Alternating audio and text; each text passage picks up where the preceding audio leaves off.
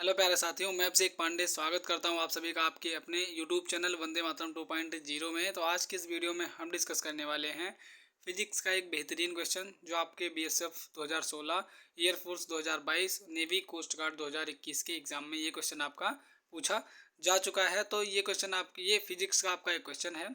तो जिन बच्चों को आ रहा होगा उनके लिए बहुत अच्छी बात है, और जिनको नहीं आ रहा होगा मैं यहाँ पे लगाने वाला हूँ अभी। और एक क्वेश्चन से मैं 3-4 क्वेश्चन यहाँ पे जितने बनते हैं इससे क्वेश्चन मैं आपको वो कंप्लीट करा दूंगा। और ये लगता है कि आगे सीरीज भी ऐसे चल जाएगी, एक एक क्वेश्चन लेकर आएंगे हम, और एक एक क्वेश्चन के बिहाफ पे हम उसमें से टॉपिक निकाल निकाल के यानी जितने क्वेश्चन बन सकते हैं उतना क्वेश्चन हम यहाँ पे आपको डिलीवर करने की कोशिश करेंगे। तो ये क्वेश्चन ये मत समझना कि BSF, air force, navy, coast guard के लिए ही इम्पोर्टेंट है। जिन एग्जाम्स में फिजिक्स आती है यानी टेक्निकल फिजिक्स 12th 11th वाली फिजिक्स जिन आपके पेपर में आती है, उन सभी बच्चों के लिए, उन सभी कैंडिडेट्स के लिए ये क्वेश्चन बहुत ही महत्वपूर्ण है। तो चलिए स्टार्ट करते हैं। तो यहाँ पे आपका क्वेश्चन लिखा हुआ है और नीचे ये जो चारों दिए गए हैं ये क्या हैं, ये आपको ऑप्शन यहाँ पे देखने को मिलेंगे। आपका ऊपर क्वेश्चन लिखा हुआ है। तो क्वेश्चन में क्या लिखा हुआ है हम पढ़ना शुरू करते हैं। तो एक मशीन गन प्रति सेकंड n गोलियां छोड़ती है। कहने का मतलब हमें गोलियां नहीं पता है कि एक कोई बंदूक है जो आती नहीं, वो बड़ी सी कॉइलिंग बंदूक आती है जो लगातार बंदूक छोड़ती है, वो गोलियां छोड़ती है एक के बाद एक। वो 6 वाले नहीं है जिसमें लगातार गोलियां आती हैं। तो कोई मशीन गन है जो प्रति सेकंड n गोलियां छोड़ती है तथा प्रत्येक गोली का द्रव्यमान m है एवं प्रत्येक गोली की चाल v है। तब मशीन गन पर आरोपित बल क्या होगा। यानी आपने देखा होगा कि कोई अगर व्यक्ति है, मैं यहीं पे बताने की कोशिश करूँगा। और अगर आपको ये सवाल अच्छा लगे, आपको लगे कि इम्पोर्टेंट है, आपको लगे कि ज़रूरी है एग्ज़ाम्स के लिए, तो मोबाइल है, कोई कंप्यूटर लैपटॉप तो है नहीं ना, हमारे पास डिजिटल पेन है, तो मैं लिखूँगा वो तुरंत इरेज कर दिया जाएगा। यानी लिखूँगा मैं वो तुरंत अपने आप ही इरेज होगा, क्योंकि यहाँ से जैसे मैं कट करूँगा तैसे वो इरेज हो जाता है जो भी मैं लिखूँगा। तो मैं जितना लिखूँगा उसको आपको ध्यान में देख रख के चलना है, या तो आप वीडियो को रिवाइज करके आप दोबारा से देख लेना, पीछे के जगह जा कर के उसे दोबारा से देख लेना। तो यहाँ पे चलिए हम स्टार्ट करते हैं। तो जैसे हमने कर दिया कि कोई भी अगर मैन हो गया, कोई भी आदमी हो गया, उसने मान लो यहाँ पे ये बंदूक ले रखी है और बंदूक लेकर वो गोली चला रहा है मान लो यहाँ पे। अब गोली चलाने के बाद क्या होता है इस पर, यानी वो गन तो बंदूक जो आती है वो आगे को गोली को फेंक देती है, वो तो आगे निकल जाती है। लेकिन कुछ अगर हाथ से आप चला रहे हो, कंधे पे रख के चला रहे हो, तो कंधे पे रख के क्यों सिखाया जाता है कि इस पे रख के चलाया करो, क्योंकि वो कंधे पे जो फोर्स पीछे बैकवर्ड फोर्स लगता है उसको क्या कर ले, वो आपका कंधा झेल लेता है। तो यानी गन चलाने में एक फायर होता है तो गोली आगे की ओर जाती है, लेकिन उतना ही सेम फोर्स वो पीछे की ओर लगाती है। जो इंसान चला रहा होगा उसको महसूस होगा। तो आप मूवियों में देखते होगे ज़रूर कि मूवी वगैरह में जो गोली लगती है तो वो हाथ पीछे पीछे आते रहते हैं। वो जो जिसमें 6 गोलियां होती हैं वो वाला भी आपने जो हाथ में लगकर चलाते हैं, तो वो जैसे जैसे होता है तो हाथ आगे आगे ऐसे होता, मतलब हिलता डुलता रहता है, आगे पीछे होता रहता है। तो वैसा आपको यहाँ पे लेट करना है। अब क्वेश्चन के मुताबिक कि हमने यहाँ पे कोई बना लिया मशीन गन, मतलब वो आप देख सकते हो जैसे कोई आपका, यहाँ पे मैं बना दे रहा हूँ, ये आपका हल्का फुल्का बन जाएगी ये बंदूक, पूरी तरीके से बन नहीं। अब इसमें से क्या निकल रहा है, गोली निकल रही है मान लो। वहाँ पे बताया जा रहा है कि गोली का जो यानी द्रव्यमान एम दिया गया है, एन गोलियाँ निकलती हैं। गोली का हमें वो भी नहीं पता है कि एन गोलियाँ वहाँ से आपको निकलती देखनी पड़ेंगी, वो एक साथ वो फायरिंग वाली होगी। और इसमें कह रहा है कि प्रत्येक में गोली का चाल v है, और यहाँ पे इसका चाल क्या दिया हुआ है, v दिया हुआ है, उसका मास दिया हुआ है, m दिया हुआ है। तो मशीन गन पर आरोपित जो बल होगा यानी बैकवर्ड में जो फोर्स लगेगा वो कितना फोर्स लगेगा, हमें यहाँ पे ये डिस्कस करना है। तो नॉर्मली पहले हम इस क्वेश्चन का सिंपल सा सीधा सा आंसर निकाल लेते हैं अपने प्रोसेस से। तो यहाँ पे अगर देखा जाए तो वो बंदूक वाला तो हो गया ना काम, आपने वो देख लिया कि मतलब गोली का जो आपका वेलोसिटी v दी हुई थी और गोली का जो मास दिया था वो m दिया था, यानी वेलोसिटी v हो गया, m हो गया मास। अब हमें एक फॉर्मूला पता होता है कि न्यूटन का जो, हाँ Newton NLM Newton's law of motion, Newton का गति का जो दूसरा नियम होता है वो किसकी परिभाषा देता है, बल की परिभाषा देता है। तो F = dp/dt होता है। यानी rate of change of momentum is called क्या कहलाता है, उसे हम फोर्स का डेफिनेशन कहते हैं। तो ये भी पूछा जाता है कि जो बल की जो परिभाषा देता है वो न्यूटन का कौन सा नियम देता है। तो बल की परिभाषा अगर पूछा जाएगा तो न्यूटन का पहला नियम देता है, यानी NLM फर्स्ट देता है, न्यूटन्स लॉ ऑफ मोशन बल की परिभाषा देता है। और अगर एक क्वेश्चन यहीं से दोबारा बन जाता है कि जो बल का जो मान देता है, बल की जो फॉर्मूला निकाल के देता है, बल का जो सूत्र देता है वो न्यूटन का कौन सा नियम देता है, तो वो न्यूटन का दूसरा नियम देता है, जिसे हम Newton's law of second motion कहते हैं। Newton's law of second, second motion of second rule of law of Newton. तो हम दूसरा जो है फॉर्मूला वो सूत्र देता है, क्या देता है, अब यहाँ से हम उसको निकालने की कोशिश करेंगे। यानी क्वेश्चन आपका शुरू हो गया। यहाँ पे हम इस क्वेश्चन में न्यूटन का सेकंड लॉ भी पढ़ेंगे, न्यूटन का फर्स्ट लॉ भी पढ़ेंगे, और आगे किस पे डिपेंड करता है ये, यानी एक आपका क्वेश्चन से टोटल 5 क्वेश्चन आपके यहाँ पे बनने वाले हैं। तो यहाँ पर मैंने क्या, न्यूटन का ये सेकंड लॉ है। अब आपको अगर ये समझ में आया होगा, ध्यान में आप रखना इसे, न्यूटन सेकंड लॉ होता है F is equal to dp/dt, यानी the rate of change in momentum is called force, उसे फोर्स कहा जाता है। अब यहाँ तक आपको समझ में आया होगा। आगे बढ़ता हूँ मैं, आगे ये फ्री रेंज हो गया। अब यहाँ पे F से अगर निकालेंगे तो dp, यानी P लिखा था, P होता है मोमेंटम आपका। तो मोमेंटम किसके बराबर होता है, तो ऊपर लिख देता हूँ, मोमेंटम आपका बराबर होता है m इंटू वी, यानी मास इंटू वेलोसिटी का जो मल्टीपल होता है वो क्या कहलाता है, तो जो मोमेंटम कहलाता है। तो मास और इंटू वेलोसिटी का जो मल्टीपल होता है वो क्या कहलाता है, तो मोमेंटम कहलाता है। तो यहाँ तक आपको समझ में आया होगा। अब आगे बढ़ें तो यहाँ पे फोर्स अगर निकला हुआ था, फोर्स यहाँ पे निकला था, तो क्या आया था, ऊपर लिखा था dp/dt। अब यहाँ पे कोई फाइनल वेलोसिटी, इनिशियल वेलोसिटी तो आ नहीं रही है, हम डायरेक्ट ही सिर्फ इनिशियल वेलोसिटी या कोई एक वेलोसिटी मान लेते हैं, लेट कर लेते हैं। तो यहाँ पे हमने p मान लिया, वो dp नहीं माना हमने। d क्या दिखाता है, तो डिफरेंस दिखाता है, चेंज दिखाता है। तो p को हमने सिर्फ mv मान लिया, तो हम यहाँ पे लिख देंगे m इंटू वी, इसको मैंने एक्सपेंड करके लिख दिया, m इंटू बी लिख दिया।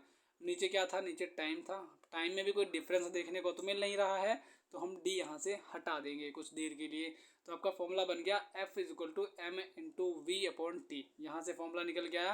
अब आगे बढ़ते हैं, आगे देखते हैं, आगे वहाँ तक आपको समझ में आया होगा। अब अगर देखा जाए तो एक्सीलरेशन क्या होता है, तो एक्सीलरेशन होता है change of velocity per unit time, वो क्या कहलाता है, एक्सीलरेशन कहा जाता है, उसे क्या कहा जाता है, तो एक्सीलरेशन कहा जाता है। अब यहाँ पे अगर हमने क्या कर दिया, उसे यहाँ पे m into v upon t, और वी अपॉन टी को हम क्या लेट कर लेते हैं, तो वी अपॉन टी को हम क्या लेट कर लेते हैं, तो हम वी अपॉन टी को ए लेट कर लेते हैं। तो यहाँ पे हमने लिखा था m into v upon t होता है यहाँ पे। अब वी अपॉन टी को हमने क्या लेट कर लिया, हमने लेट कर लिया उसे a, यहाँ पे बराबर हो गया। तो यहाँ से देखो आप फॉर्मूला निकल के आया कि नहीं आया, कि F इज इक्वल टू क्या निकल आया, m a। ये मैं आपको दिखाना चाहता था। तो आपने क्या सीखा, अभी क्वेश्चन नहीं लगा, अभी कोई आपने सीखा, पहला ही पॉइंट आपने सीख लिया कि फोर्स जो बराबर होता है वो मास इंटू एक्सीलरेशन के बराबर होता है। ये फॉर्मूला यहाँ पे निकल के आ गया, और ये मोस्ट इंपॉर्टेंट फॉर्मूला है। अब यहाँ से हम फिर बदलाव इसमें करेंगे, तो हम लिखेंगे इसको F इज इक्वल टू क्या लिख देंगे, F इज इक्वल टू लिखेंगे F इंटू ए को फिर हम बी अपॉन टी में चेंज कर देते हैं, हमने ऐसे लिख दिया। अब ये हो गया। अब यहाँ पे वही करेगा कि जो आपका मशीन गन पर जो फोर्स लग रहा है वो कितना होगा, तो यहीं से अभी निकल के आएगा आपका। तो अगर हम इसको अलग अलग कर लें थोड़ी देर के लिए, यानी एफ, यहाँ पे एफ मैं लिख देता हूँ, बराबर लिख देता हूँ m multiply we multiply 1/t कर देता हूँ। टी टाइम पीरियड भी कह सकते हो, समय भी कह सकते हो। अब 1/t किसके बराबर होता है, तो वो होती है फ्रिक्वेंसी। फ्रिक्वेंसी कितने के बराबर, 1 टाइम पीरियड के बराबर होता है n बराबर 1/t होता है। तो यानी फ्रिक्वेंसी बराबर किसकी होती है, तो फिर हाँ फ्रिक्वेंसी बराबर हो जाती है नंबर ऑफ टर्न्स बराबर हो जाती है, या कह सकते हो जैसे एक मशीन गन प्रति सेकंड पे कह रही है n गोलियां छोड़ी जाती हैं। अब यहाँ पे क्वेश्चन पे आ जाते हैं, थोड़ी देर के लिए प्रति सेकंड n गोलियां छोड़ी जाती हैं। तो अगर प्रति सेकंड जहाँ भी एक सेकंड में कितना भी नंबर ऑफ टाइम्स अगर कोई भी चेंज हो रहा हो, जैसे मैं एक सेकंड में कितनी बार बोल रहा हूँ, तो वो मेरी फ्रीक्वेंसी कही जाएगी। फ्रीक्वेंसी की डेफिनेशन ही यही होती है, एक सेकंड में हुए चक्रों की संख्या को हम फ्रीक्वेंसी कहते हैं।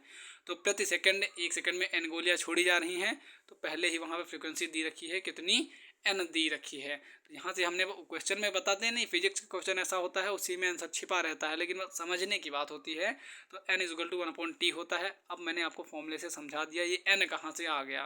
तो 1/t यानी 1 टाइम पीरियड, और फ्रीक्वेंसी कितने के बराबर होता है, 1 टाइम पीरियड के बराबर होता है। तो यहाँ से हमने फॉर्मूले से डायरेक्ट इसको n निकाल लिया। अब 1/t की जगह हम डायरेक्ट पुट कर देंगे n। तो आपका जो सीधा सीधा आंसर यहाँ पे निकल आएगा, जो फोर्स लगेगा मशीन गन पर वो पहले तो m रहेगा, फिर v रहेगा, फिर 1/t की जगह आ जाएगा mvn। अब आपको ऑप्शन देखना है, ऑप्शन में कहीं ये दिख रहा है तो हाँ जी, ऑप्शन में पहला ही ऑप्शन आपका mvn यहाँ पे हमें दिखाई पड़ रहा है। तो इसे स्टार मार्क कर लो। क्वेश्चन मोस्ट इंपॉर्टेंट है आपके लिए। क्वेश्चन ऐसे क्वेश्चन आपके पेपर में पूछे जाते हैं, क्योंकि ना ये टफ पड़ता है क्वेश्चन, ना उतना इजी पड़ जाता है, मॉडरेट लेवल का है, समझने लायक है। तो MBN आपका यहाँ पे आंसर हो जाएगा। उसके बाद आगे बढ़ते हैं हम। आगे इसमें से दूसरा क्वेश्चन क्या निकल के आता है, तो दूसरा क्वेश्चन निकल के आता है कि जब मशीन, हमने यहाँ पे मशीन गन जो है आपकी, जो गन है हमने यहाँ पे लगा दी, चलो आपको बंदूक है, वो बंदूक हो गई और गोली निकली उससे। तो जो हाँ, और यहाँ से निकल, हाँ यहाँ से क्वेश्चन बन के आता है कि मशीन गन है वो किसके संरक्षण पर आधारित है, या जो दूसरा क्वेश्चन यहाँ से निकल के आता है कि देखिए जो एरोप्लेन होते हैं वो किसके संरक्षण पर आधारित होते हैं। तो यहाँ से एक वो निकल के आता है किसके संरक्षण पर आधारित होते हैं। तो देखिए संवेग संरक्षण, यहाँ पे देखिए संवेग संरक्षण। तो आपका क्या, conservation of momentum, conservation of momentum पर भी आधारित होता है। यानी वो कि बंदूक से गोली निकलना संरक्षण पूछा जा सकता है।